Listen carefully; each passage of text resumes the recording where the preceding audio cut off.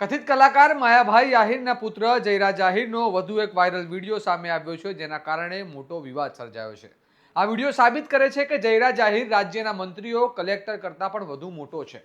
કારણ કે જૂનાગઢના મેળામાં જ્યાં વીવીઆઈપી કલ્ચર આ વખતે નાબૂદ કરવામાં આવ્યું છે, ત્યાં જયરાજ આહિર તેના મિત્રો સાથે બસ લઈને જૂના અખાડા સુધી કઈ રીતે પહોંચી ગયો. આવો વિગતે વાત કરીએ સમગ્ર મામલા વિશે આ અહેવાલમાં. નમસ્કાર, હું ચિરાગ વર્ષાબેન. આપ જોઈ રહ્યા છો સ્વમાન.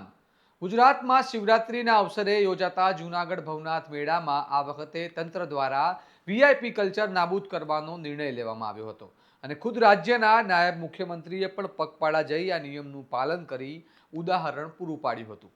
તંત્ર દ્વારા જાહેરનામું બહાર પાડી સ્પષ્ટ જણાવાયું હતું કે કોઈને પણ ખાસ વાહન સુવિધા આપવામાં નહીં આવે અને તમામ લોકોને પગપાળા જ જવું પડશે.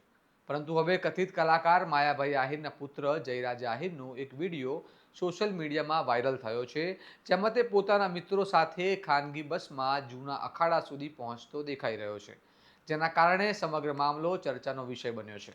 આ ઘટના અંગે સ્પષ્ટતા કરતા જૂનાગઢ જિલ્લા કલેક્ટર અનિલ રાણાવસિયાએ જણાવ્યું હતું કે આ મામલે તપાસના આદેશ આપી દેવામાં આવ્યા છે. આ વિડીયો સામે આવ્યા બાદ લોકોમાં અનેક સવાલો ઊભા થયા છે. જ્યાં સામાન્ય ભક્તોને લાંબા અંતર સુધી પગપાળા જવું પડે છે અને રસ્તામાં કડક ચેકિંગ કરવામાં આવે છે, ત્યાં એક વ્યક્તિ બસ લઈને અંદર સુધી કેવી રીતે પહોંચી ગયો? શું તેને ખાસ પરવાનગી આપવામાં આવી હતી? અને જો આપવામાં આવી હતી તો કયા આધાર પર આપવામાં આવી હતી? અને જો કોઈ પરવાનગી નહોતી તો પછી સુરક્ષા અને નિયમોની વ્યવસ્થા ક્યાં ગઈ? જે મેળામાં મંત્રીઓ, આઈએએસ અને આઈપીએસ અધિકારીઓ પણ પગપાળા જાય છે, તે આવા જામીન પર છૂટેલા આરોપી કેવી રીતે બસ લઈને પહોંચી ગયા? આવા સવાલો હાલ સોશિયલ મીડિયામાં અને સ્થાનિક સ્તરે ચર્ચાનો વિષય બન્યા છે.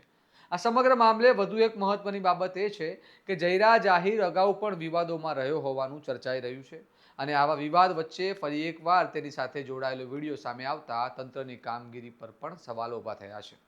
જો નિયમો બધા માટે સરખા હોય તો તેની અમલવારી પણ સરખી થવી જોઈએ. નહીં તો લોકોમાં એ સંદેશ જાય છે કે કાયદા અને નિયમો ફક્ત સામાન્ય નાગરિકો માટે જ છે. હવે જોવાનું રહ્યું કે આ વાયરલ વિડીયો અંગે તંત્ર શું સ્પષ્ટતા કરે છે, શું તપાસ કરવામાં આવે છે.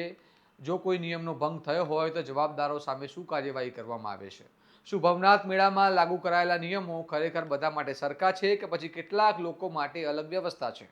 આ સમગ્ર મામલે તમારું શું મંતવ્ય છે તમને કમેન્ટ કરીને જણાવો અને આવા વિશ્લેષણવાળા સમાચાર માટે વિડીયોને લાઇક, કોમેન્ટ અને શેર અવશ્ય કરો.